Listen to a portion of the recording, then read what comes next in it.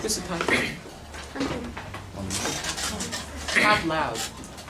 Good afternoon, ladies and gentlemen. My name is Jaehyun, and these are my teammates An Sung-eun and Kim Dan-sung. Now, I would like to start this debate by defining some vague terms in this motion. First, our team defined abandon as to discontinue, mandatory as required, and conscription as the act of serving in the military. In order to win this debate, our team, the proposition side, will be providing you with reasons why mandatory conscription is A. unnecessary, B. harmful, and thus C. need to pass our team's policy. I will be talking about why mandatory conscription is unnecessary, harmful, and briefly mention our team's policy. My teammates An Sung-eun and Kim Dan-sung will be elaborating more after I have given my speech. First of all, mandatory conscription is unnecessary in that it is such a waste of human resources. What information? No, thank you. When most Korean men go to serve their military duty in the army, they forget all the knowledge they have gained as a freshman and sophomore during the university period. After they complete their military duty, they don't go back to universities or colleges for a while because they need to adjust to the society. And this adjusting period is clearly a waste of time because if these young and capable men worked or invested their time on developing themselves, Korea would experience much higher growth rate. However, because our system requires men to serve in the military, these lost times occur. Second, mandatory conscription is harmful for the international competitiveness. Since young men with great potentials are sent off to serve in the army, Korea's international competitiveness is declining. And because the army may ruin one's creativity, that could contribute largely to the Before you proceed. Yes, sir. You said that serving in the army is harmful for international competitiveness. Yes. Do you have any statistics or any statistics that could show us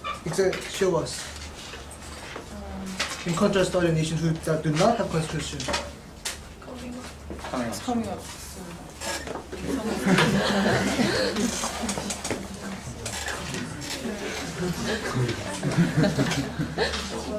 that could contribute largely to the development of Korea's competitiveness. 2 years in the army also prevents men from their professional jobs, thus degrading the international competitiveness. Men from displaying their professions, thus degrading the international competitiveness more. Finally, I will be briefly telling you about our policy. Our team have come up with a voluntary conscription our team have come up with a policy that our nation should change this mandatory conscription into a voluntary conscription in order to create packed soldiers instead of just recruiting every single man when they can contribute to our nation in various other ways. Before you proceed, Yes. if you were to make the system voluntary, then who would actually participate in the military? Who would actually want to participate in the military? Do we have the resources and the financial power like the United States to pay our citizens and soldiers the money enough to provide them with an incentive to come to the military? What do you have to say to that now?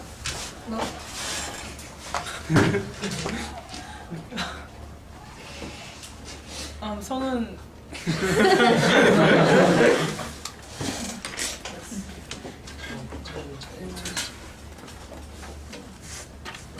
this is the end of my speech, and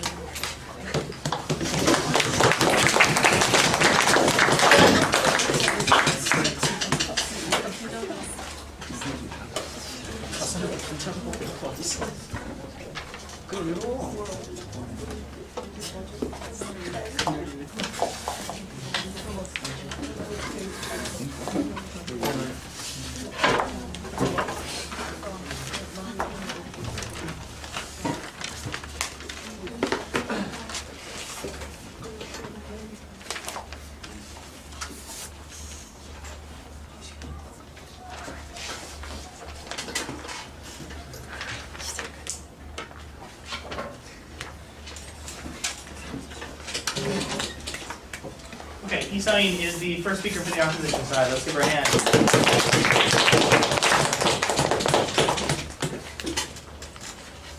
Today, ladies and gentlemen, we stand here to oppose to this policy to abolish mandatory conscription.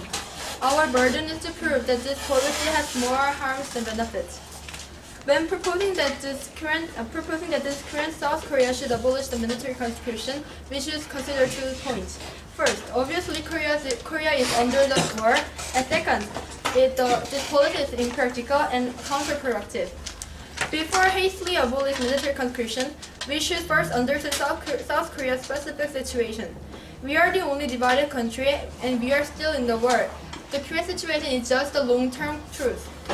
Therefore, war with North Korea may arise any time. Therefore, it is important to note that South Korea is not in the same condition with other countries that are already operating the volunteer system. This mandatory conscription system is the most effective and most suitable for the South Korea's current situation. After the North Korea's attack on South Korea, the Korean War began and so many people died. Despite the suspension of the hostilities, South Korean government maintained its army through mandatory conscription and as an absolute means for the peace. The North Korea is equipped with more than 1.1 million, with the army of 1.1 million, and is now invests much money, which is about 24 trillion won, as a national defense expenditure, which is much more than South Korea. It is striking considering its national total budget. The South Korea now has the army of 0.65 million and spend 22.8 trillion won as a national defense expenditure. In order to prepare for the potential war between the North and the South Korea tried to supply the deficient military force with the U.S. Armed Forces in Korea. Despite various crimes committed by the U.S. Armed Forces in Korea, for example, 미선이 휴순이 사건 and various violence, we tried to keep them in Korea with lenient attitude toward them because we need them. Many people argue that the relationship between the Korea and the South Korea got much better than before. But considering that the current situation is fine by just 2 summit-level talks and continuing cultural and economic exchanges is too hasty. Remember that North Korea is an irrational and dangerous nation. North Korea's political basis is the military dictatorship, in which decisions are made quickly by its violent and irrational top officials, which don't reflect public opinion. Even after the suspension of hostilities, the North Korea kept expressing their desire for invading the South Korea. They tried to assassinate Korea's president. They dug on an underground way for invading the South and practiced infiltration of communist guerrillas and murdered the U.S. soldiers in Panmunjom with axes. And there was a Korean airline explosion intended to support Seoul Olympic. And even after we were born, from the 1991, there was 1996's infiltration of the North Korea submarine, 1999's invasion of NLL, and 2002's war at the Yellow Sea, known as Hoegyeojeon. No, sir. Like this, with twice as much military force, the North Korea is glaring at the South Korea with fierceness to invade it. However, if the military system changes into voluntary system, it would be able to protect the nation from these threats. Some people may question whether we actually need conscription when we have enough allies and U.S. Armed Forces in Korea. But we should remember that military conscription is not only a military force itself, but also a message to North of warning that we could strike back in case of open warfare. Also, we should remember that even the Korea-U.S. alliance is strong. The U.S. definitely values its own benefit first, so it is rather risky to depend on them. Despite superficial peaceful talks, our major enemy is the North Korea, and their major enemy is the South Korea. Furthermore, it is surely threatening that the North Korea's missile is able to reach Seoul. In order to guard the nation from near enemy, the mandatory conscription system, which is the most appropriate and suitable for the South Korea, is most effective. Therefore, considering all the risks, ineffectiveness, and impracticality of the policy, this policy should not be passed. Thank you.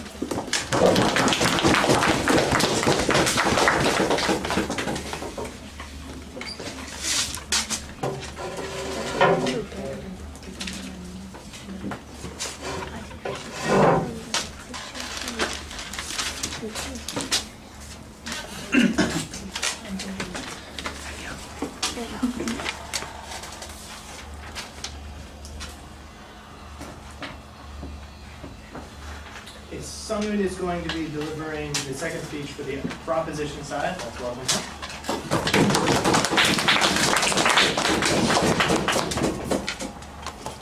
Good afternoon, ladies and gentlemen. I am the second speaker of the pro team. First, I'd like to start. First of all, I don't think the op team is quite aware how totally necessary this policy is, how this country is right now in desperate need for a new policy regarding this matter, how this country is in a desperate situation where we absolutely cannot afford to stay as the status quo and keep losing all our young human capital and resources, which is all potentially our country's competitive power. We've come far and the country's grown more than any other country has in the past decades. However, today our country is lagging behind in the IT industry, which is, or was I should say, what we were number one in, our strongest point. However, now we are falling behind. The US and China are growing and overtaking us in the industry at a rapid rate. This is one example, one reason we should wake up and get started on improving the status quo. To proceed, I will elaborate on the policy that we came up with. No. This House would abandon mandatory conscription in Korea because it is totally necessary and inefficient and even harmful for the country. Instead of bringing in all of our young citizens who have a lot to do and enough on their plates already, as I said before, we would like to cut down the number of military force and limit it to only volunteers who are willing to participate in the army. Just a bigger number of people doesn't guarantee us anything. Even with the smaller number of people involved, we can sustain or even enhance. No, thank you. Sustain or even enhance our national military force. If we were to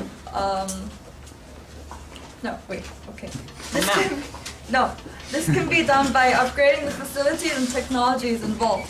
The government should not and will not hesitate to invest money in the national military, judging by how the government is already currently using 22,600,000,000,000 won in the national defense.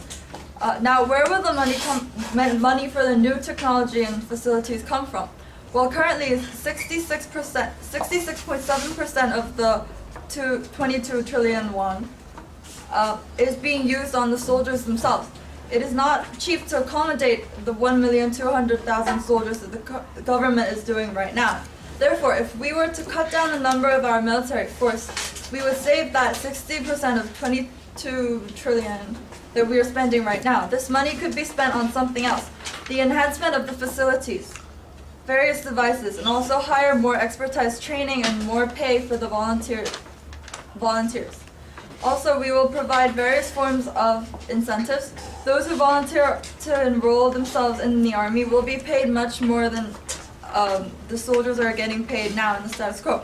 With the money, we will be able to provide a better working environment for the volunteers. Also, smaller adjustments could be made for the improvement of the social recognition of our military, such as the changing of uniforms, or making various new awards and medals and systems so that the public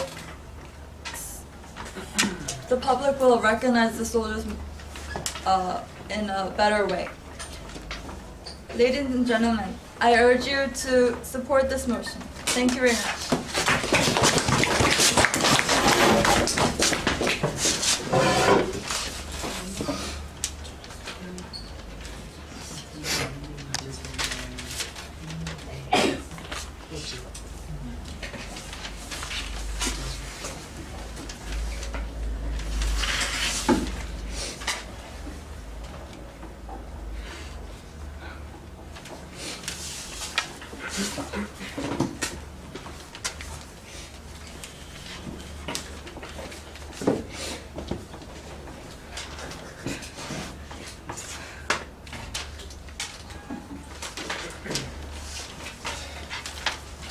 Okay, class, I'll remind you, after Daewon's speech, I'll be calling on two of you to give 4 speeches. So regardless of which side I might ask you to speak for, think about what you might say. Okay, let's welcome Daewon.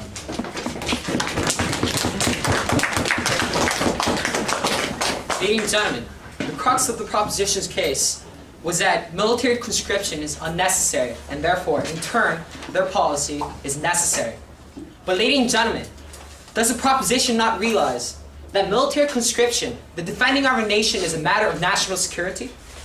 Does the proposition not realize that without our military, our armies, our navies, and our marines, our nation could lie vulnerable to outside attacks and external threats?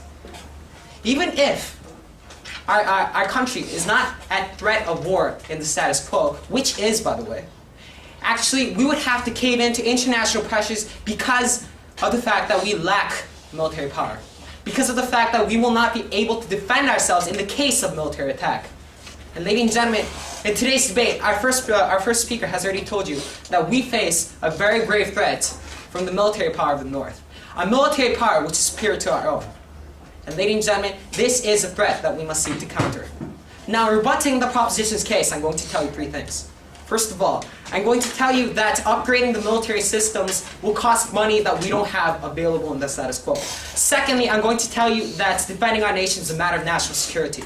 Third of all, I'm going to tell you that military conscription had happened in the past and we had still achieved 7% growth rate in the GDP. First of all, I'm going to tell you that upgrading military systems will cost a lot of money. The proposition has come up here and told us that while reducing the number of soldiers, they would bring in technologically advanced military equipment. Now, ladies and gentlemen, how much would this cost? In the status quo, the Korean military spends about, yes ma'am? Didn't I specifically tell you how much percent of the money that we will be able to save by following our policy? Thank you. But statistics happens to be one of the three lies. Depends on how it is interpreted. It can either mean one thing or another. Just because there's a statistic saying one way does not mean that that fact is empirically true.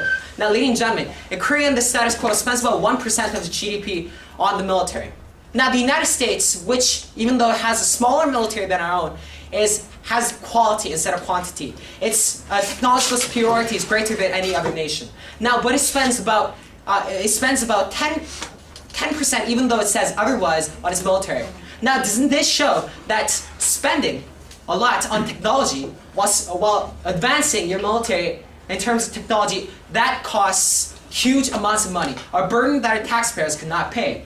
Now, the United States of America, because it interferes in other countries' matters, and not only that, because it happens to be the greatest economic power in the world, it can afford to do that with their military. But can we, ladies and gentlemen? No, it cannot. That is why we say that it will be economically inefficient.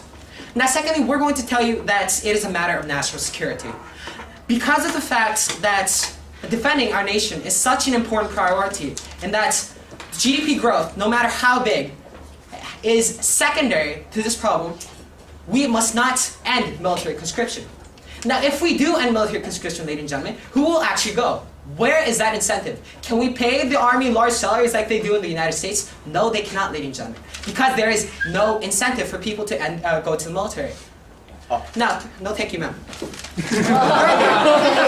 Thirdly, the proposition said that the GDP growth must be increased by allowing men who are in their primes to not go to the military. However, ladies and gentlemen, in the 1970s, the golden age for the Korean economy, we still have military conscription then. In fact, it was 3 years, not 2 years like it is now. No, thank you, ma'am. In those days, even though we held military conscription for a longer period of time, the Korean GDP still grew at an amazing 7%, which is no, thank you, ma'am, which is a lot larger than the 3%, 3 to 4% that it is now.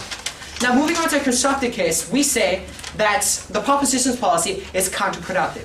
Because of the fact that military conscription is not only economically insufficient, because military conscription itself pressures the North into isolation, we say that military conscription must be continued. Because if we were to soup up the military to increase it in terms of technology, it simply can't be done. Because of the fact that the Nuclear Non-Proliferation Treaty and many other international treaties say that Korea is not allowed to build nuclear ballistic artillery that uses liquid fuel, we simply cannot match the firepower of North Korea and many other military threats that might exist otherwise. Ladies and gentlemen, we do not build a conventional military out of choice. We build a conventional military out of necessity. Because, ladies and gentlemen, we have to build all our missiles based on hard fuel. We simply can't match their firepower. So ladies and gentlemen, we beg you to oppose this motion. Thank you.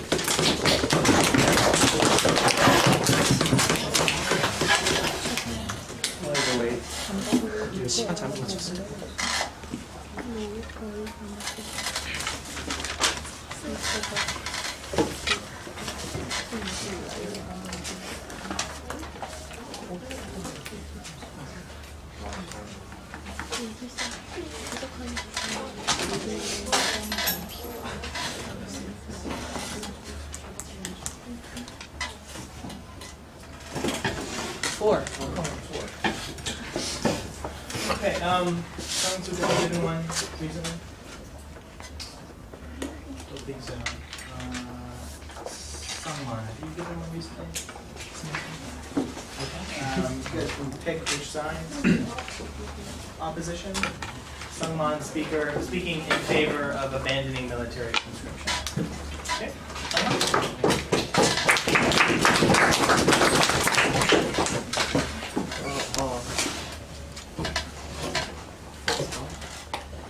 Currently, Korea is having mandatory conscription, so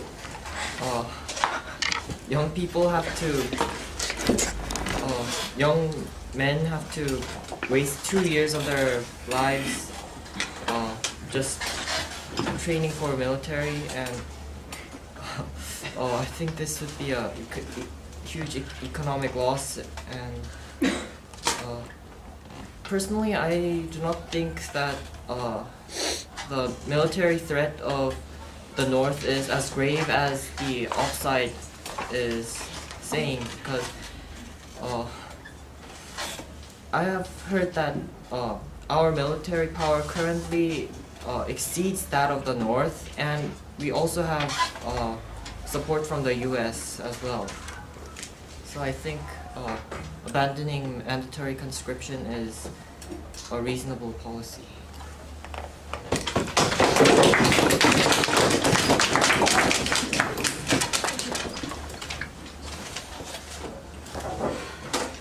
So the motion is the House would abandon mandatory conscription. But the opposition is saying that we have to think about the case of an emergency, and that there is a threat nearby, which in this case is North Korea. And the proposition is saying that we can trust the United States of America to save us in this case of an emergency. However, we cannot trust anyone else to save us in any case. We have to have at least one choice, one self-made independent choice or option to save us in the case of an emergency.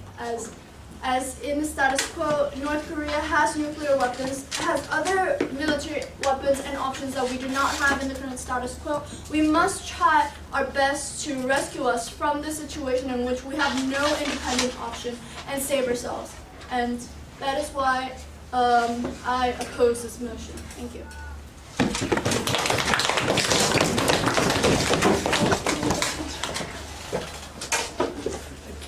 Okay, Changu is going to have the opportunity to make the closing remarks for the opposition. Okay, let's welcome him. Ladies and gentlemen, today we stand here to oppose this policy. This House should abandon mandatory conscription in Korea.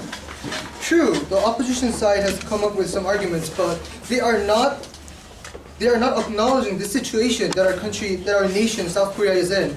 Our country is not at peace. Our country is at a ceasefire, is at a truce with an enemy which we have fought a war with and been heavily damaged with. Our country is currently at war. Therefore, we need military conscription. First, I will follow through the debate and review the arguments that each team has made.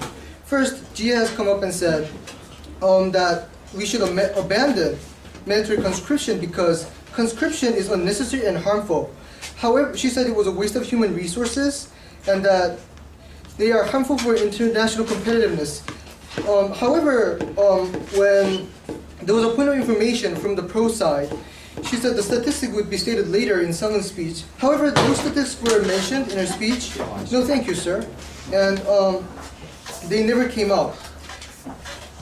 Also, and then someone came up and said, that we were in desperate need of young human resources, and that is the reason why we are lagging behind in IT industry. However, the reason for this lagging IT industry, even before, when we were talking to IT industry, we had military conscription. The reason that we are lagging the IT industry more than military conscription is because the government's lack of investment in the science industry. Thus, it is not a viable statistic to support this argument. And she has also stated that we would make the army smaller and put more money into new technology, new arms that we would use in the army, and more pay and incentives would be given to these soldiers. However, take the example of Japan for an example. In Japan, when they stopped the mandatory conscription, they had to put their money in military forces, and the tax that was allotted in the military increased from 1% to 10%, which would be a huge burden upon the citizens. Now I will review our arguments. Okay, no thank you, sir. The axis of North Korea has been labeled wrongly as the axis evil. However, it is still true that it is an irrational and dangerous country. North Korea is a country under a dictator, and thus it can attack our country at any time under one word from Kim Jong-il. They are always prepared to go to war, as their military is the biggest in the world, and their arsenals they have can well reach the coast of Japan. Ladies and gentlemen, North Korea is not our allies. Of course, we have had several meetings with them over the past years, but we are still at war with them, a war that has not yet ended.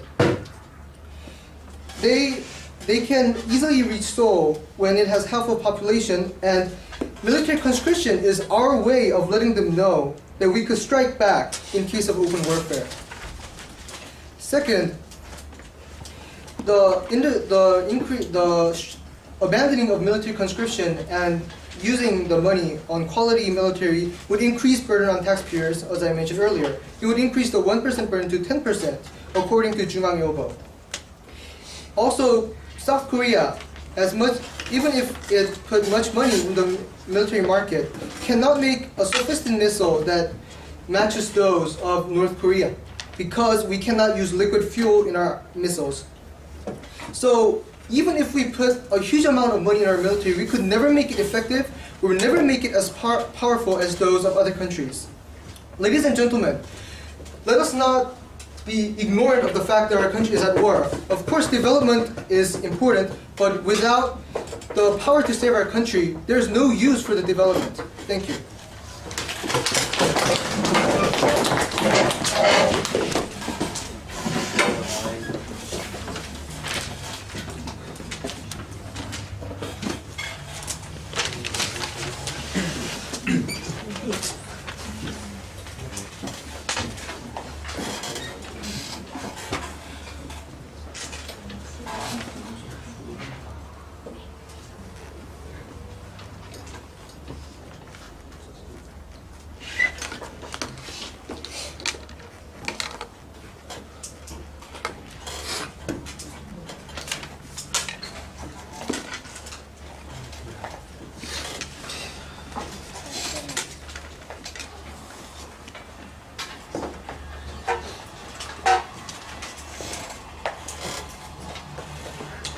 Okay, Dansung is the final speaker for the debate. Let's welcome him. Hello, ladies and gentlemen. As the third speaker of the team, I will be summarizing the debate. First, I will make some rebuttals about the opposition's arguments and move on to our final thoughts. First, the opposition has pulled into the economic issues of GDP growth and stuff, but they have made a serious mistake in that they have told us the wrong statistics, even if they are lies. Do-hyung said our GDP growth rate is currently about 7%, or is aiming at 7%, but it is not true. Year 2007, President Roh's administration has presented that our GDP growth rate for this year aim is 4.6%, which made our major economists are doubting loud. So to move on to our thoughts. our main point was that this mandatory conscription was But sir, no, thank you. Primarily to reinforce military forces by gathering up every man and therefore pulling the number of soldiers to maximum. However, if the basic purpose of doing this is to simply reinforce the military forces, we firmly believe that by reinforcing the individual quality, sense of responsibility, and simply the will to fight in every single individual soldiers, we can do the same trick. And by raising the professionalized, picked troops, we may make the most out of the least.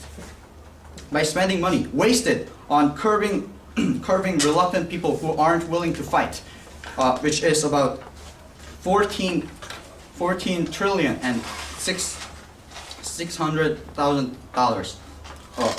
We can re-equip the currently lesser equipped army to raise their power. And but sir, yes, are you willing to work in a more crappy environment in order to super up your military? Is that what you're saying? I do not know what you mean by working in a crappy environment. That's irrelevant to this case. But sir, No, thank you. If the number is issue here, we plan to tighten the social status, the social recognition for soldiers by implementing their the new uniforms and stuff, so that the average people can change their recognition of the soldiers, so as to admire them. We are sure that we can make them, because we will be able to increase their payment and make being a soldier quite a pride, not a shame. point, sir. No, thank you. We think we won this debate because we have pointed out basic problems that lies in this issue.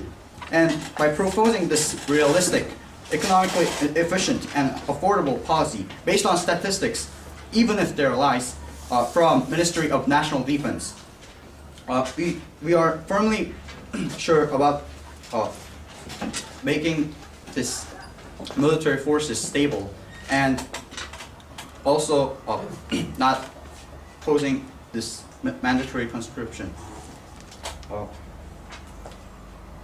The opposition kept on reporting the 5 to 10-year-old conflicts that took place, which is nearly irrelevant to this case, because such cases are those which have taken place when the North Korea was in its infallible isolation. However, the case is different here.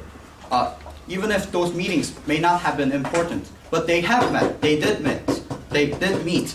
So we think things have changed, and the opposition has reported old cases, and we are sure that we have won this debate. Thank you.